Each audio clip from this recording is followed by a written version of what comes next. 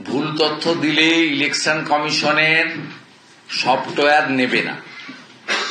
প্রথম কথা, রিলেশন লেখা আছে, এরা কাকা জ্যাঠা চাচি চাচিদের মধ্যে ঢুকতে গেছিল। এখানে বাবা মার নাম ছাড়া দিলেই কিন্তু বাউন্স করবে। ইলেকশন কমিশন এবারে যে পদ্ধতিতে বিহারে করেছে, 12টা স্টেট ইউনিয়ন টেরিটরিতে করছে, it's a unique and modern. এটা এক নম্বর। দ্বিতীয়, মৃত নাম রেখে দিলে ইলেকশন কমিশন কিন্তু সেপারেট ডাটা কালেক্ট করেছে। সেই বিএলওর কিন্তু সাসপেন্ডও হবে, অ্যারেস্ট হবে। সেই বিএলওর বাঁচার কোনো রাস্তা নেই। আপনি নিজের চাকরি চলে গেলে মমতা ব্যানার্জি চাকরি দেবে না। 26,000-এর চাকরি চলে গেছে, মমতা ব্যানার্জি চাকরি দিতে পারেনি। অতএব আপনি যদি টেন্টেড হয়ে যান, আপনাকে কেউ বাঁচাতে পারবে না।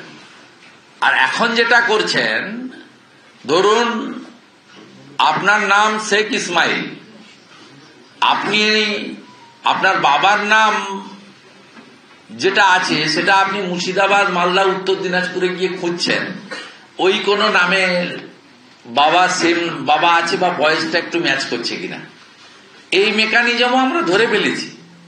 এবং ডবল ট্রিপল এন্ট্রির ক্ষেত্রে আমরা বলেছি এআই ফটো স্ক্যান লাগাতে, যেটা ইলেকশন কমিশনের দিল্লি অফিসে ব্যবস্থা আছে। অতএব আপনি নিশ্চিন্তে থাকুন। আমি প্রথম থেকে বলেছি 50% আটকাতে কিছুতেই পারবে না। এখন বলছি 80%। 9/12/2025 ড্রাফট ভোটার লিস্টে দেখবেন 80% এই 4 ক্যাটাগরির নাম বাদ চলে গেছে। তারপরেও যদি জেনুইন কোন নাম বাদ যায়, বিহারে যেমন 21 লক্ষ যারা 18 বছরের নতুন ভোটার তারা নাম তুলেছেন, দিল্লিতে আছেন, বিহারে আছেন, বিহারে ফর্ম পাননি কিন্তু নামটা রাখতে চেয়েছেন গাঁয়ের বাড়িতে, দেশের বাড়িতে, তারা তুলেছেন। এক জায়গায় নাম রাখার অধিকার আছে। আরো 3 লক্ষ মৃত এবং ফলস ভোটারের নাম বিএলওরা রেখে দিয়েছিল, ফর্ম 7 দিয়ে কাটানো হয়েছে। ফাইনালি 47 লাখ বাদ গিয়ে ভোটার তালিকা দাঁড়িয়েছে। এখানেও সেখানে যেহেতু সরকার সম্পূর্ণভাবে তার দায়বদ্ধতা মেলে সাংবিধানিক বডিকে সাহায্য করেছে, এখানে সাহায্য করছে না। বিহারে ডাটা এন্ট্রি অপারেটর নিয়োগ করা হয়েছিল 1000 4 মাসের জন্য। এখানে ডাটা এন্ট্রি অপারেটর নিয়োগ করতে চেয়ে ইলেকশন কমিশনের ফাইল, সোফার মাই নলেজ, নবান্ন থেকে আমি পেয়েছি খবর, অর্থ দপ্তর থেকে, ওখানে আমাদের শুভানুধ্যায়ীরা আছে, মুখ্যমন্ত্রীর নির্দেশে ফাইল ফেলে রাখা হয়েছে যাতে ডাটা এন্ট্রি অপারেটর নিয়োগ করতে না পারে। বিএলওরা যে আজকে প্রেসার হচ্ছে, বলছে ফর্ম দেওয়া এবং নেওয়াটা আমাদের কাছে প্রেসার ছিল না, প্রেসার হচ্ছে এন্ট্রি। এক একটা এন্ট্রি করতে 15 মিনিট মিনিমাম যাচ্ছে। এই যে তাদের যন্ত্রণাটা, এর জন্য তো মমতা ব্যানার্জি দায়ী। বিহারে নীতিশ কুমারজির সরকার 1000 ডাটা এন্ট্রি অপারেটর দিয়েছে, অন্য রাজ্য করছে। তামিলনাড়ুতে মমতা ব্যানার্জির বন্ধু মুখ্যমন্ত্রী আছে, সে বিরোধ করছে না, সে সম্পূর্ণভাবে সাহায্য করছে। এখানে আপনি বিরোধ করিয়ে চাইছেন যাতে ভুয়া ভোটার থেকে যায়। আপনি মমতা ব্যানার্জি নিশ্চিন্ত থাকুন, আইপ্যাক নিশ্চিন্ত থাকুন, ভাইপো বাবু নিশ্চিন্ত থাকুন। ত্রুটিমুক্ত ভোটার তালিকা যতক্ষণ না বেরোচ্ছে ভোট হবে না।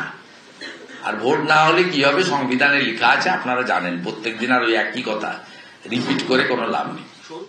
ডেথের ক্ষেত্রে ধরুন একটা পরিবারে 8 জন আছেন, একজন মারা গেছেন, সেক্ষেত্রে তাকে ফর্ম দেওয়া যাবে, কিন্তু তাকে উল্টো দিক থেকে ডেথ ডিক্লারেশন দিয়ে ফর্মটা ফেরত করাতে হবে।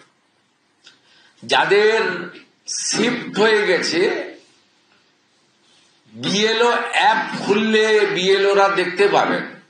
আমি বিএলওদেরকে বিভ্রান্ত করছেন বেশ কিছু জায়গায়। আমি আপনাদের সামনে তমলুকের ভিডিও, তিনি বলছেন তমলুক বিধানসভার 1 নম্বর বুথের বিএলও কে বলছেন, আমাদের ট্রেনিং এ বলা হয়েছে মৃত শিফটিং ভুতুড়েদের কোনোভাবে ফর্ম ডিস্ট্রিবিউটেড করা যাবে না। এখন আমাদের বিডিও অফিস থেকে সুপারভাইজার ফোন করে বারে বারে বলছে ওটা আমাদের বিএলও অ্যাপে সব ডিস্ট্রিবিউটেড দেখিয়ে দিতে হবে, কিন্তু কাগজে ঠিক থাকবে, কিন্তু লিখিত নির্দেশ দিচ্ছে না। আমরা এক্ষেত্রে বিএলওদেরকে অনুরোধ করব, বিএলও অ্যাপসে যান, সেখানে পরিষ্কার লেখা আছে আপনার আনঅ্যাকাউন্টেবল বলে লেখা আছে। সেই আপনি যেখানে শিফটিং এর জন্য পাবেন না, সেখানে আপনার বিএলও অ্যাপস যদি আপনি ঠিক করে খুলে দেখেন, আনঅ্যাকাউন্টেডে আপনি যদি ঢুকিয়ে দেন, আপনি বিডিওদের যে সেকশনটা তৃণমূল কংগ্রেস এবং প্রত্যেকটা বিডিও অফিসে বেলা 2টোর সময় আইপ্যাকের লোকেরা বিডিওদের সঙ্গে বসে মিটিং করছে। আমাদের কাছে ভিডিও ছবি আছে। আমরা যথাসময়ে ইলেকশন কমিশনের যে টিম কালকে আসছে মিস্টার জ্ঞানেশ ভারতীর নেতৃত্বে, তাদের কাছে আমাদের পক্ষে শিশির বাজরিয়াজি টাইম চেয়েছেন 21 তারিখে। তারা যদি টাইম দেন আমরা অভিযোগ করব, নইলে আমরা করে নেব। ইতিমধ্যে 15-16 জন ভিডিওকে শোকজও করেছেন। এটা দেখুন, আমাদের এখানে নর্থ চব্বিশ পরগনাতে আপনার এসআইআর ইনচার্জ আপনাদের বারবার অনুরোধ করা হচ্ছে, এখনো করেননি, 100% ফর্ম ডিস্ট্রিবিউটেড করতে বলে দিচ্ছে, অথচ বাড়িতে লোক নেই। এই হোয়াটসঅ্যাপের চার্টের আপনারা যদি ভাবেন মমতা ব্যানার্জি, মনোজ পন্থ আর এক শ্রেণীর চটিচাটা ডিএমরা আপনাদের বাঁচাবে, ওসব হবে না। ইলেকশন কমিশন যেমন সজাগ আছে, ভারতীয় জনতা পার্টি এবারে প্রত্যেকটি ব্লক ভিডিও বুথে আমরা আছি। এবং এই দেখুন ভিডিও রাজারহাটের হোয়াটসঅ্যাপ চ্যাট,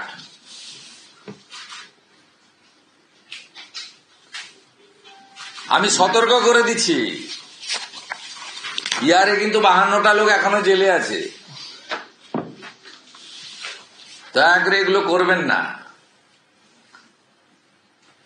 এবং ডেথ ভোটার বাড়িতে থাকলে, ফ্যামিলি মেম্বার আদার থাকলে ফর্ম দিতে পারেন, ডিস্ট্রিবিউটেড দেখিয়ে ডেথ বলে রিটার্ন দিতে হবে।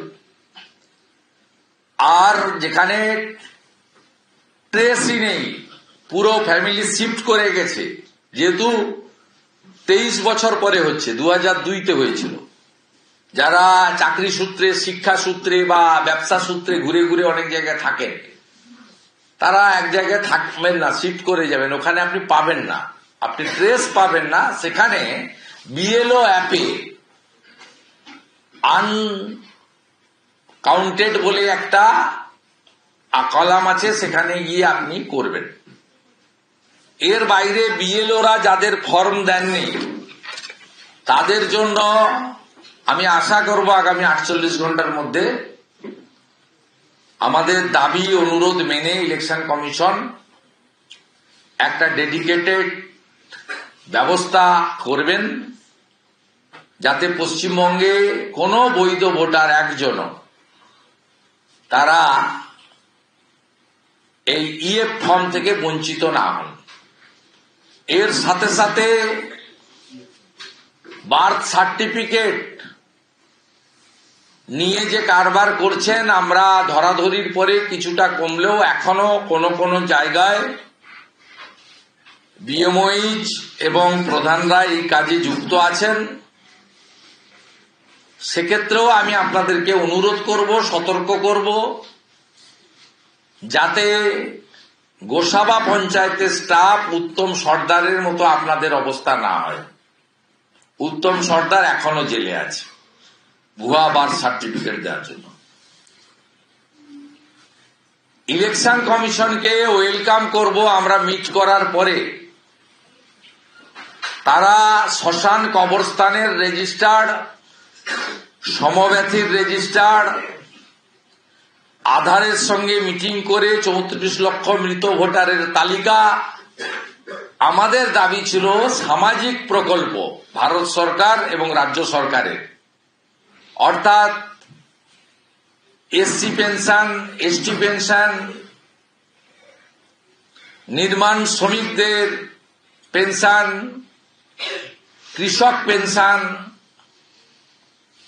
Old age pension, widow pension, disable pension, এই সামাজিক প্রকল্প। আমাদের ভিডিও ভালো লাগলে লাইক এবং শেয়ার করুন। কমেন্ট সেকশনে গিয়ে জানান আপনাদের মতামত। আরো ভিডিও পেতে আমাদের চ্যানেল সাবস্ক্রাইব করুন এবং প্রতি মুহূর্তে খবরের আপডেট পেতে প্রেস করুন বেল আইকন।